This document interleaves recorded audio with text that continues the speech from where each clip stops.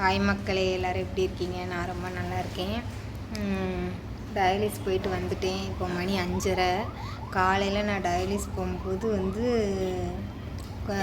எல்லாத்துக்கும் தெரிஞ்சிருக்கும், கோயம்புத்தூரில் கரெக்டாக என்ட்ரன்ஸ் நீலாம்பூர் பக்கத்தில் ஒரு தனியார் பஸ் ஆக்சிடெண்ட் ஆகி இருந்துச்சு. நான் ஹாஸ்பிட்டல் போகும்போது பார்த்தேன், அந்த பாலத்திலேருந்து பின்னாடி வீலோ முன்னாடி வீலோ என்னது தெரில, தனியாக கலந்து கிடந்துச்சு. அப்புறம் பெட்ரோல் நிறைய சிந்தி கிடந்துச்சு.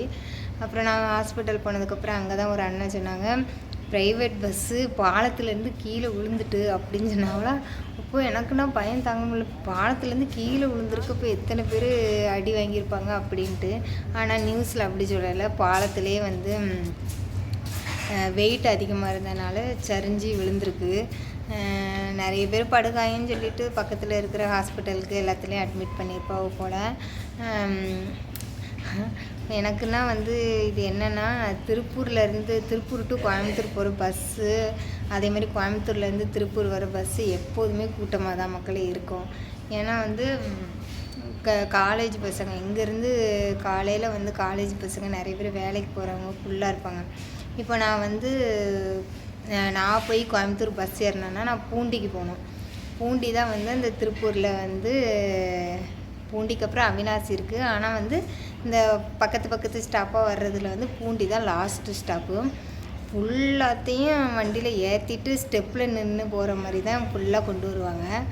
அது பத்தாதுன்னு பஸ்ஸு நேராக பாலத்தில் ஓடி போகாது. மறுபடியும் அவினாசிக்கு போய் இருக்கிற எல்லாத்தையும் ஏற்றிட்டு மறுபடி தெக்கலூர் ஒரு 2-3 பேர் இருப்பாங்க. அவங்களுக்கு ஒரு மேபி பஸ்ஸு இருக்கலாம், இருந்தாலும் எல்லாத்தையும் இப்படி சரிஞ்சுக்கிட்டே பஸ்ஸு போகிற மாதிரி ஃபுல்லாக ஏற்றிட்டு போய் இன்றைக்கி சரிஞ்சிருக்கு.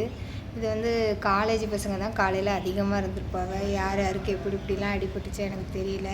ஏன்னா முன்னாடி நானும் இந்த மாதிரி போயிருக்கேன். 3 வருஷம் நானும் காலேஜ் கோயம்புத்தூருக்கு தான் போயிருக்கேன். நான் என்ன பண்ணுவேன்னா, பூண்டியில் போய் ஏறினோன்னா ஃபுல் கூட்டமாக தான் வரும். நம்மளுக்கு படிக்கட்டில் கூட இடம் இருக்காது. அதனால் நான் என்ன பண்ணிடுவேன், இப்போ புது பஸ் ஸ்டாண்டு போயிடுவேன். புது பஸ் ஸ்டாண்ட்லேருந்து தான் அங்கே கோயம்புத்தூர் போகிற பஸ் நிறைய நிற்கும். அங்கிட்டு போய் ஒரு சீட்டில் உட்காந்து அப்படி வருவேன். இப்போ இருக்கிற சிச்சுவேஷனுக்கு நான் பஸ்ஸில் போகலான்னு நினச்சாலும் இதான் பார்த்தீங்களா, காலேஜ் டைம் ஃபுல்லாகவுமே காலையில் ஃபுல்லாக கூட்டமாக தான் இருக்கும். ஒரு 11 மணிக்கு போல் தான் உட்காந்து போகிற மாதிரி சீட்டு இந்த பூண்டிலே கிடைக்கும். அதுக்கப்புறம் அதான் தனியாக போக முடியல, எல்லாம் ஸ்டெப்பில் நின்று போகிற மாதிரி தான் இருக்கும். அதேமாதிரி வரும்போதும் எல்லா சீட்லேயும் ஃபுல்லாக ஆள் இருக்கும். நம்மளை நின்றுக்கிட்டே வர மாதிரி இருக்கும். டயாலிஸ் முடிஞ்சால் ஆல்ரெடி ஆவி இல்லாமல் வருவோம், ஒரு இதே இருக்காது. அதான் ஒரு அண்ணா சொன்னாங்க, இன்ஸ்டாகிராமில் ஒரு சர்டிஃபிகேட்டு சொன்னாங்களே, இன்ஸ்டாகிராமில் இவங்க இந்த டிசபிலிட்டி சர்டிஃபிகேட் இருக்குது பற்றியலா, அது கிட்னி ஃபெயிலியருக்கு கிடைக்கும், நீங்கள் ட்ரை பண்ணுங்கன்னு இன்ஸ்டாகிராமில் நான் வீடியோ போடுவேன் பற்றியலா. அதுலேருந்து ஒரு அண்ணா சொன்னாங்க, இது நிஜமாக இருக்கா இல்லையான்னு எனக்கு சொல்லுங்கள். ஏன்னா எனக்கு அந்த உதவி பணம் அது கூட எனக்கு இது இல்லை. அதை வச்சா பஸ்ஸில் நம்ம ஒரு பாஸ் வாங்கிக்கலாமா. அப்போ நம்மளுக்கு கண்டிப்பாக ட்ரீட்மெண்ட் முடிச்சுட்டு வந்தால் ஒரு சீட்டு கிடைக்கும், சீட்டு தந்து தான் ஆகணும் பஸ்ஸில் அப்படின்னு சொன்னாங்க. முன்னாடியே நான் ட்ரை பண்ணேன், போய் கேட்டு பார்த்தேன் ஜிஹெச்சில். அங்கே யாருமே ஒழுங்காக பதிலே சொல்லலை. மேலேங்கீழையும் ஏறி இறங்கினது தான் மிச்சம். அதுக்கப்புறம் இப்போ அந்த அண்ணா சொன்னாங்க, அப்படி அவங்க டயாலிஸ் பண்ணுற இடத்துல பஸ்ஸில் வரும்போது ஒருத்தவங்க பார்த்தாங்களாமா. அவங்களாம் டயாலிஸ் பண்ணுறவங்க தான், அவங்க அந்த டிசபிலிட்டி சர்டிஃபிகேட் வச்சுருந்தாங்க அப்படின்னு சொன்னாங்க. இந்த மாதிரி ஏதாவது இருந்துச்சுன்னா எனக்கு சொல்லுங்கள். எனக்கு இது கூட தேவையில்லை, நான் நானே போய் டயாலிஸ் பண்ணிவிட்டு வர்ற மாதிரி இருந்தால் கூட என் ஹஸ்பண்ட் வேறு ஏதாவது வேலைக்கு போனால் கூட கொஞ்சம் ஃபினான்சியலாக சப்போர்ட்டாக இருக்கும். ஏன்னா இப்போ என்னையும் கூட்டிகிட்டு வர வேண்டியதாக இருக்குது. ஏன்னா பஸ்ஸு தான் காரணம். ஃபுல்லாக கூட்டமாக நம்மளுக்கு சீட்டே கிடைக்காது. நம்மளால் நம்மளோட சுச்சுவேஷனை எத்தனை பேர்த்திட்ட சொல்லி சீட்டு கேட்க முடியும். அதனால் நின்றுக்கிட்டே வர மாதிரி இருக்கும். இப்போ இந்த மாதிரி பஸ்ஸில் ஒரு பாஸ் மாதிரி கொடுத்தாங்கன்னா நான் சீட்டாச்சு ஏதாவது ஒரு சீட்டு கிடைச்சா போதும், அந்த மாதிரி இருக்குது பற்றியெல்லாம். அதனால தான் கேட்குறேன். அதான் அந்த ஆக்சிடெண்ட் ஆகிட்டா காலையில். அதுக்கப்புறம் வந்து நான் டயாலிஸ் பண்ணிகிட்டு இருந்தேன். அப்போது ஒரு மெசேஜ் வந்துச்சு. அந்த அண்ணா தான், இந்த டிசபிலிட்டி சர்டிஃபிகேட் சொன்னவங்க தான் மெசேஜ் பண்ணியிருந்தாங்க. வீடியோ அனுப்பி நீங்கள் சேஃப் தானே அப்படின்றாங்க. எனக்கு வந்து ரொம்ப இதாக தான் இருந்துச்சு. பரவாயில்ல, நம்ம கோயம்புத்தூரில் வந்து டயாலிஸ் பண்ண போகிறோம், திருப்பூர் டு கோயம்புத்தூர் தான் போகிறேன் அப்படின்னு சொன்ன உடனே, நீங்கள் நல்லா இருக்கீங்களா, நீங்கள் சேஃப்டி தானே அப்படின்னு கேட்குற மாதிரியாவது ஒருத்தங்களாச்சும் கேட்டாங்களே அப்படிங்கும்போது சந்தோஷமாக தான் இருந்துச்சு. அதுக்கப்புறம் வந்து நிறைய பேர் கேட்குறாங்க. இன்ஸ்டாகிராமில் நான் இப்போ வீடியோ போடுவேன்னா, அதனால் அதுலேருந்து நிறைய டெக்னீஷியனும் மெசேஜ் பண்ணுவாங்க. அதுக்கப்புறம் வந்து நிறைய பேர் வந்து ப்ரைவேட்டாக மெசேஜில் வந்து என்ன தெரியுமா கேட்குறாங்க, நீங்கள் எதுக்கு கோயம்புத்தூர் போகிறீங்க, திருப்பூர்லேயே டயாலிஸ் பண்ணலாமே அப்படின்ட்டு. ஒரு பயந்தான் மக்களே, இந்த மிஷினை மாற்றிட்டு வந்து ஏதாவது பண்ணிடுமோ அப்படின்ட்டு. ஏன்னா வந்து எனக்கு வந்து நிறைய வருஷம் டயாலிஸ் பண்ணுவாங்க பார்த்தீங்களா, அவங்க சொல்கிற அட்வைஸே வந்து, இப்போ ஒரு ஃப்ளோவில் உனக்கு இங்கே போய்கிட்டு இருக்குதுன்னா இதை சேஞ்ச் பண்ணாமல் அப்படியே டயாலிஸ் பண்ணு, அதான் பெஸ்ட்டு. அங்கிட்டு மாத்திரை இங்கிட்டு மாத்திரை, அந்த ஆஸ்பத்திரி பார்க்க போகிறேன், இப்படின்லாம் மாறினா உடம்பும் கெட்டு போயிடும், இது நம்மளும் வீணாக இதாயிடுவோம் அப்படின்ட்டு வந்து ஒரே ஆஸ்பத்திரியில் டயாலிஸ் பண்ண, அது எங்கே இருந்தாலும் அப்படின்னு சொல்கிறாங்க. நான் வந்து முன்னாடி வந்து ரெகுலராக இந்த ஓஜி டாக்டர் பார்ப்பேன்னு சொல்லியிருக்கேன் பார்த்தீங்களா, அப்போ அங்கே பார்க்கும்போது 2 டயாலிஸ் மிஷின் தான் வச்சுருந்தாங்க. அதுக்கே அவங்க கால் பண்ணி கூப்பிடும்போது தான் நம்ம போகணுமா, அவங்க தான் டைமிங் ஃபிக்ஸ் பண்ணுவாங்களாம். அப்படி இருக்கிறனால நான் வந்து போகலை.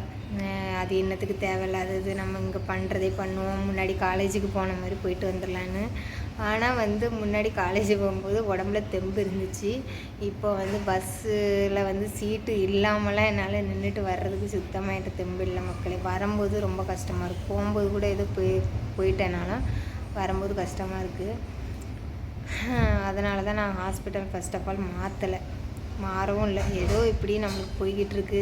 நம்ம ஒரு நாள் டயாலிஸ் பண்ணாலும் அடுத்த நாள் இப்படி நடக்கிற மாதிரியாவது நடந்துகிட்ருக்கோமே, அதுவே இருக்கட்டும் அப்படின்ட்டு. ஏன்னா என் கண்ணு முன்னாடி நிறைய டெத்து இந்த மாதிரிலாம் பார்ப்பேன் பார்த்துக்கங்க.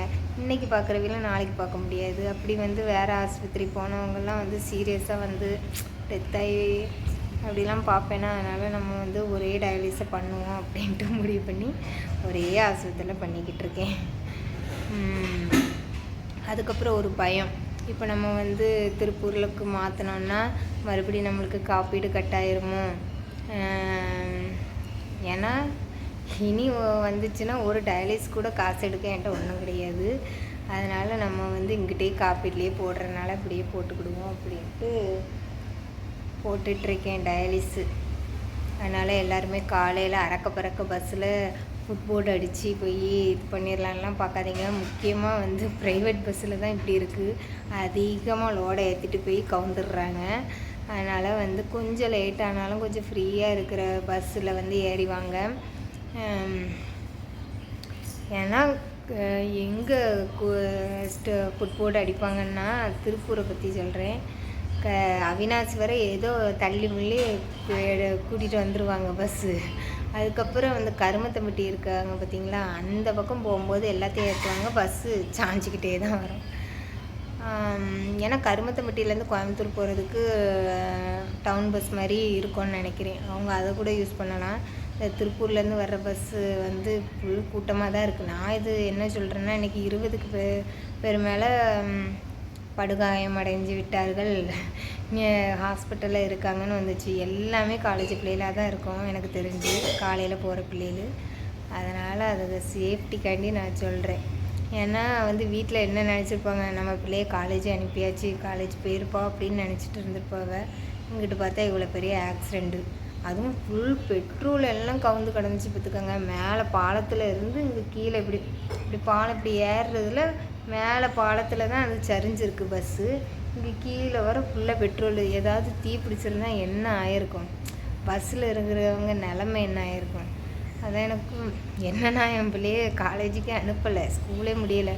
ஒன்று நம்மளுக்கு அந்த தாட்டு தான் வருது. இப்போ நம்ம வீட்டில் இருந்து நம்ம பிள்ளை இப்படி காலேஜுக்கு போகிறேன்னு சொல்லிட்டு போயிட்டு இப்படி ஆக்சிடெண்ட்னா என்ன ஆகும் அப்படின்னு நினச்சி ஃபீல் பண்ண ஆரம்பித்தாச்சு. இப்படி தான் எதனாலும் அடுத்த வீலுக்கு என்ன நடக்குதோ அதை நம்மளுக்கு நடந்தால் எப்படி இருக்கும்ன்ட்டு நினச்சே ஃபீல் பண்ணுற புத்தி மக்களே எனக்கு. அப்படியே ஒரே கவலையாகி போச்சு. அவங்க அம்மா அப்பா என்ன நினச்சிருப்பாங்க, பிள்ளை ஸ்கூலுக்கு போகுது காலேஜ் போகுது அப்படின்னு தானே நினச்சிருப்பாங்க. இப்படி ஆகிப்போச்சு அப்படின்ட்டு. அதான் எல்லோரும் சேஃப்டியாக பஸ்ஸில் ட்ராவல் பண்ணுங்கள்.